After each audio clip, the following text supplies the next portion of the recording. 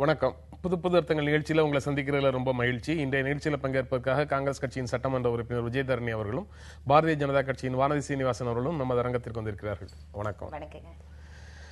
ரஜினிகாந்த் அரசியலுக்கு வர வேண்டும் என்று கூறி அவரை தர்ம சங்கடத்தில் ஆழ்த்துறதுக்கு முயற்சிகள் நடக்குது. ஆனா அவர் அரசியலுக்கு வரமாட்டார்னு பாரதிய ஜனதா கட்சியினுடைய தேசிய குழு உறுப்பினர் இல கணேசன் சொன்னதாக ஒரு செய்தி இருக்கு.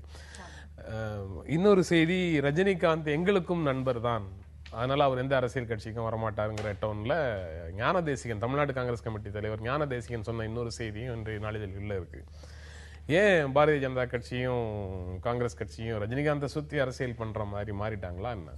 இல்ல, காங்கிரஸ் கட்சி அப்படி பண்ணல. ஏன்னா இப்போ ரீசெண்டா பாரதிய ஜனதா கட்சியின் தமிழக தலைவர் தமிழிசை சவுந்தரராஜன் தான் அவங்க வீட்டுக்கெல்லாம் போயிட்டு வந்தாங்க.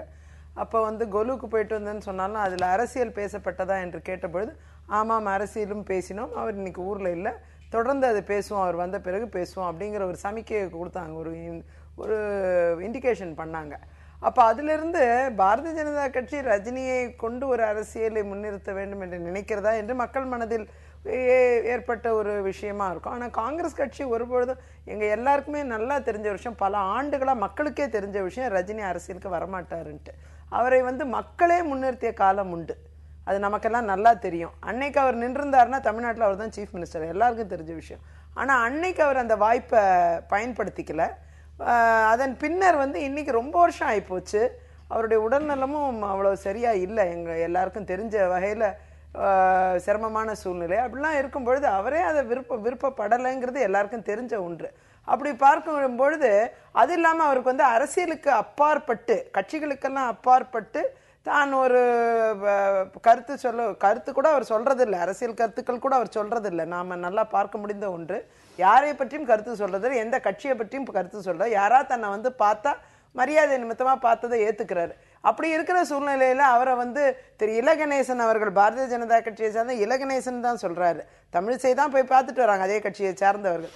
ஆகையால் இதில் பார்க்க வேண்டிய ஒன்று என்னவென்றால், அந்த கட்சியை சார்ந்த ஒரு மூத்த தலைவர் இல கணேசன் அவர்கள் ஒரு கருத்தை அவர் வரமாட்டார், அவர் வர விருப்பப்பட மாட்டார், அவரை பிடித்து இழுக்காதீர்கள் என்று அவரே தான் சொல்லி இருக்கார். ஆகையால் இதில் அரசியலுக்கு அப்பாற்பட்டு ரஜினி இருக்கிறார் என்பதை பாரதிய ஜனதா கட்சியை ஏற்றுக்கொள்கிறது என்பதுதான் கருத்து. எங்களுக்கு அதுல மாற்று கருத்து. ரஜினிகாந்த் அரசியலுக்கு வரணும்னு சொல்லி தர்ம சங்கடத்துல ஆழ்த்தாதீங்கன்னு இல கணேசன் சொல்றாரு. ஆனா வர சொல்லி அழைப்பதும் பாரதிய ஜனதா கட்சி தான் அப்படின்னு சொல்லி ஏற்கனவே வரக்கூடிய செய்திகள் இருக்கு. அதாவது ஒரு அரசியல் கட்சியாக யாரை வேண்டுமானாலும் நாங்கள் வாங்கன்னு தான் கூப்பிடுறோம். இதுல அது நீங்க சமுதாயத்தினுடைய பல்வேறு தரப்பை சார்ந்தவர்களும் பாரதிய ஜனதா கட்சியில் நீங்கள் இணைய வேண்டும் அப்படிங்கிறது it is an open invitation. நீங்க திரு ரஜினிகாந்த் அவர்களை பார்க்கும் பொழுது அவங்க சொல்ற மாதிரி எல்லா கட்சிகளிலும் அவருக்கு நண்பர்கள் உண்டு. நான் அதை இல்லைன்னு சொல்ல மாட்டேன், எல்லாரும் போய் பார்க்குறாங்க, செய்யறாங்க.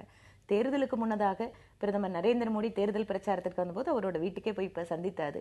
அதற்கு பின்னால அவரும் ஊடகத்திற்கு திரு ரஜினிகாந்த் அவர்கள் அவருடைய விருப்பப்படி நடக்க வேண்டும், அவர் ரொம்ப அவரை பத்தின விஷயங்கள் இதெல்லாம் நடந்தது. தேர்தலுக்கு முன்னால நரேந்திர மோடி போய் பார்த்தாரு. அப்புறம் அமித்ஷா தொலைபேசியில பேசினாருன்னு செய்திகள் வந்தது. உண்மையா பொய்யா அப்படிங்கிறது தெரியாது, செய்திகள் தான் எனக்கு தமிழிசை நேர்ல போய் பார்த்து பேசினாங்கிறதும் செய்திகள்.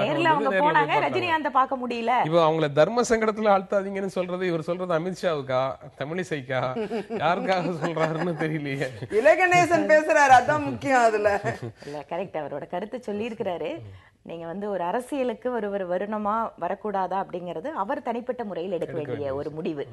ஆனால் ஒரு அரசியல் கட்சியாக சமுதாயத்தினுடைய எல்லா தரப்பு மக்களும், குறிப்பாக மக்களுடைய செல்வாக்கு மிக்கவர்கள், அதிகமாக ஒரு மரியாதை மிக்கவர்கள், இவர்கள் எல்லாம் ஒரு முக்கியத்துவம் கொடுத்து கட்சி அழைக்கிறதுங்கிறது ரொம்ப இயல்பானது. ஆனா ரஜினிகாந்த் என்னதான் திரு மோடி அவர்கள் போய் பார்த்திருந்தாலும், இன்னைக்கு மோடி பிரைம் மினிஸ்டர் ஆயிட்டாரு, அதுக்கப்புறமும் சரி இதுவரைக்கும் பாரதிய ஜனதா கட்சிக்கு ஓட்டு போடுங்கன்னு அவருக்கு வாய் திறந்து கேட்கல. நாம் அதை தான் பார்க்க வேண்டும். அது அவர் நடுநிலையா இருக்கார் ரஜினிகாந்த் என்பவர். அதாவது மோடி எனது நண்பர், அவர் எண்ணம், அவருடைய எண்ணம் அவர் பிரதமராக ஆக வேண்டும் என்கின்ற எண்ணம் நிறைவேற வேண்டும் அப்படிங்கறதெல்லாம் சொல்லும் போது மோடி அவர்கள் பாரதிய ஜனதா கட்சியினுடைய வேட்பாளர் தான். இதுக்கு மேல ஒரு அர்த்தம் இன்னொரு ஓட்டு கேட்டாருன்னு எனக்கு சொல்ல முடியல.